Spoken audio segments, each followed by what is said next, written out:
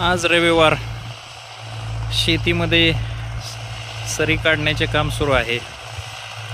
शेती करणे म्हणजे संघर्ष, निसर्गाबरोबर संघर्ष, रोगकिडीबरोबर संघर्ष. चांगल्या पद्धतीचं बियाणं नाही मिळालं तर तोही एक संघर्ष.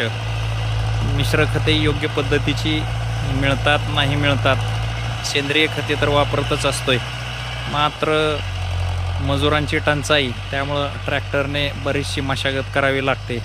आज या ऊस लागण करण्यासाठी पावसाने जे झोडपून काढलेलं शेत होतं त्याच्यामध्ये हे सरी सोडण्याचं काम सुरू आहे. आणि त्यानंतर मग कारखान्याच्या धोरणाप्रमाणे जी व्हरायटी सांगतील त्या पद्धतीची लागण केली जाईल.